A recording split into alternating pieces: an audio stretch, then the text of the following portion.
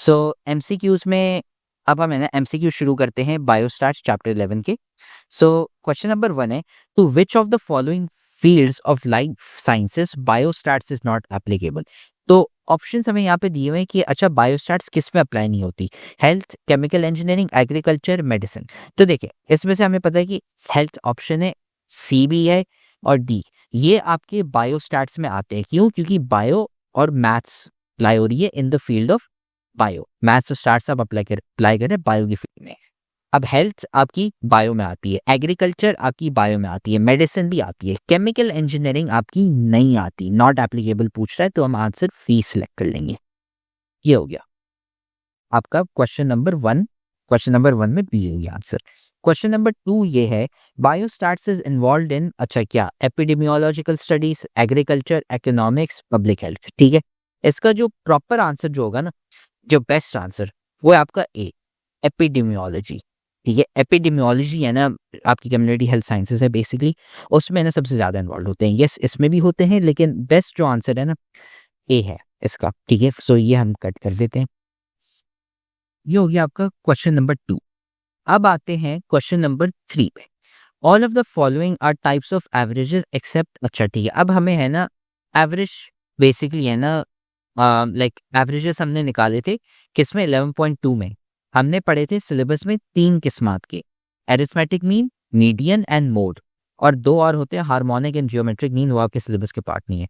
तो इसमें से एरिथमेटिक मीन, मीडियन और मोड को हमने पढ़े हुए हैं। ये चौथा D, product of data values, ये आपके एवरेज में नहीं आता, it does not represent the entirety of data. ठीक है, तो ये है। फिर आते हैं क्वेश्चन नंबर 4 पे। The symbol for mean is, अच्छा सिंबल क्या है मीन का, ये हमने मैथ्स में भी पढ़ा हुआ है। इसका आंसर है एक्स बार। ठीक है, ये आपका एक्स बार, एक्स टिल्डे, ये इससे कंफ्यूज ना करें, हमेशा प्रोनाउंस होगा एज एक्स बार, तो हम इसको एक्स बार लिखेंगे, एक्स टिल्डे नहीं बोलेंगे इसको। ठीक है, एक्स हैट और एच जो है ये आपकी गलत, हाईली स्टेबल ये नहीं, एक्स बार, एक्स और उसके ऊपर बार, एक्स बार, ये है आपका आंसर। मीन का है ना सिंबल ये।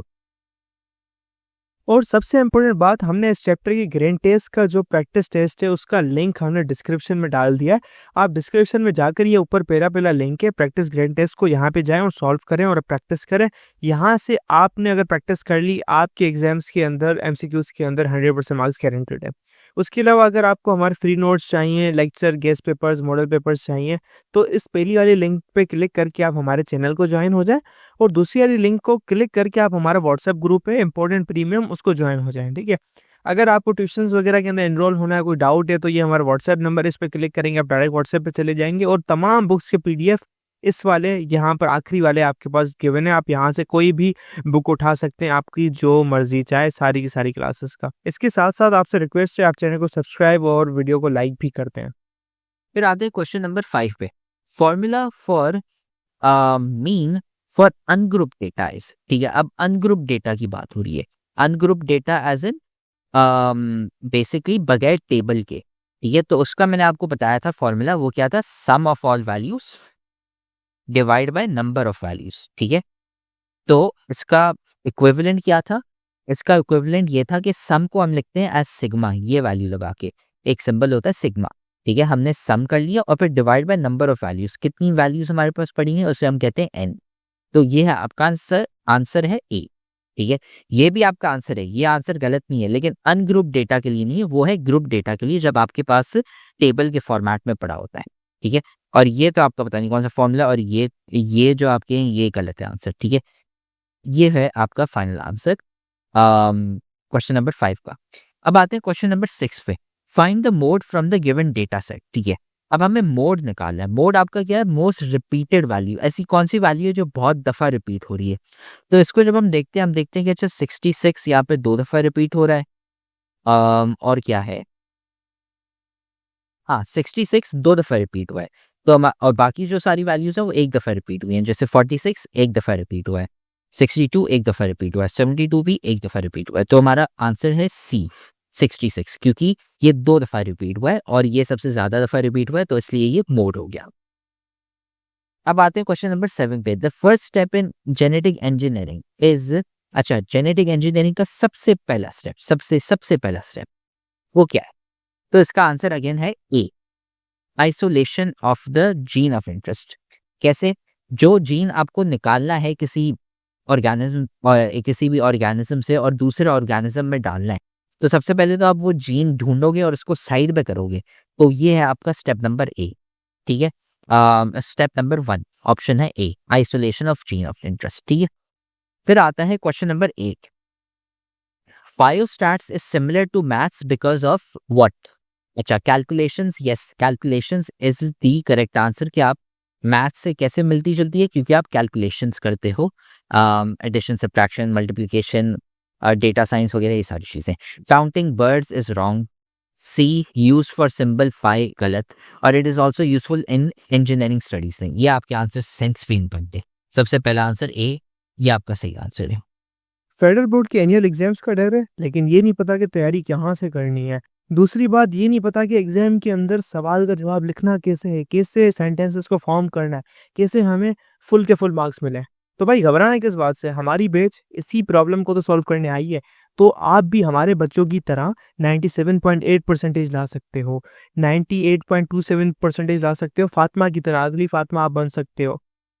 आप 505 मार्क्स ले सकते हो आउट ऑफ 520। अच्छा जी, कैसे? हम आपको सिखाते हैं कि एग्जाम के अंदर लिखना कैसे होता है, ग्रेड टेस्ट प्रोवाइड करते हैं। देखिए जी, हमारे पास है पाकिस्तान की one of the best faculty. आप कोई भी सब्जेक्ट लेना चाहें, आपका जो दिल करे, आप सारे सब्जेक्ट्स लें, सिर्फ और सिर्फ 3,000 रुपये में पूरे साल में। आपको एग्जाम राइटिंग मेथड सेशन दिए जाते हैं कि सवाल का जवाब लिखना कैसे, डिफरेंस वाला अलग क्वेश्चन, डेफिनेशन अलग, एग्जाम्पल वाला अलग, मैथ के सवालों का जवाब अलग होता है। आपको टॉपर बच्चों के नोट्स दिए जाते हैं, आपको फुल बुक के notes, question answers, live classes के अंदर कॉन्सेप्ट पढ़ाया जाता है आपको, और उनकी रिकॉर्डिंग्स भी दी जाती हैं। भैया और क्या चाहिए? अच्छा, और मजे की बात, ग्रैंड टेस्ट से हमारा समझो पेपर लगता है। ये हमारा केमिस्ट्री का ग्रैंड टेस्ट, इसका सवाल नंबर तुम नोट करो ये। तो भैया इस ग्रैंड टेस्ट में से आपके 3 सवाल लगे हैं क्लास 9 के केमिस्ट्री के पेपर में, इस साल जो नए सिलेबस से हुआ था 2025 के अंदर ग्रेड 9 का।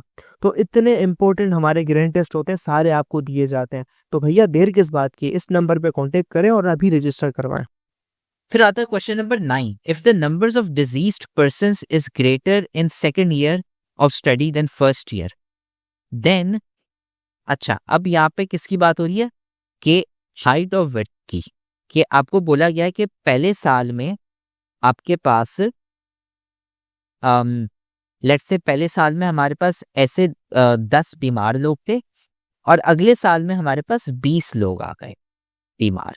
ठीक है, सो अब ये कह रहा है कि आपका बार चार्ट कैसे दिखेगा। अगर हम इसका सिंपल सा बार चार्ट बनाते हैं ना, तो देखें पहले साल में हमारे पास क्या है, यहाँ पे ऐसे यू पहले साल में हमारे पास 10 लोग बीमार थे, तो मैंने है ना ऐसे यूं यहाँ पे 10 बना दिया।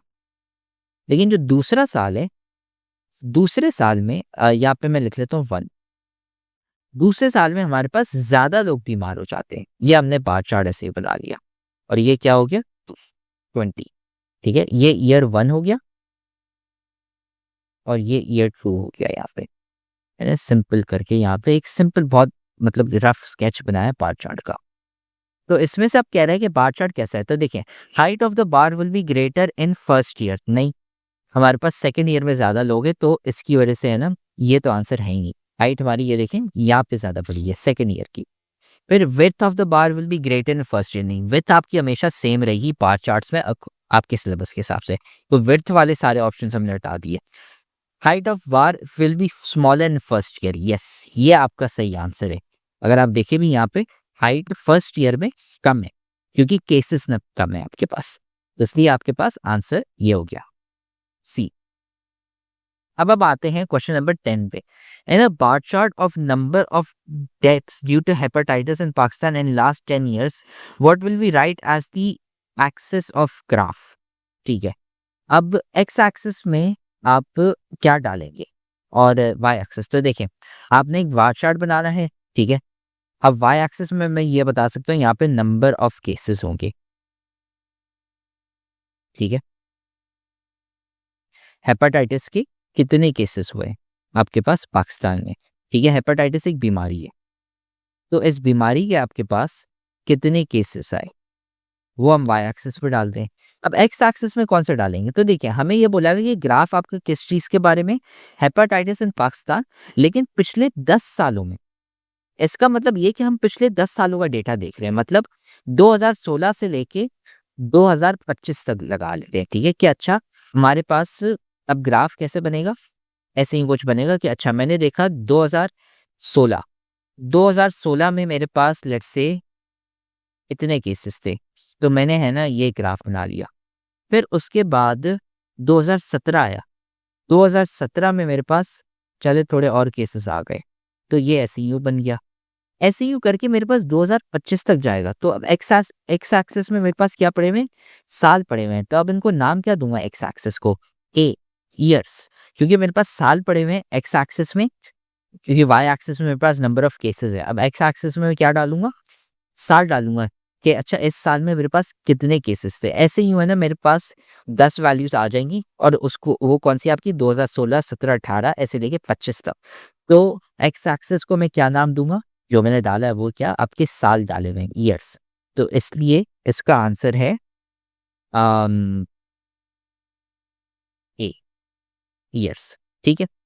सो इससे हमारे सारे एमसीक्यूज अब कंप्लीट हो जाते हैं।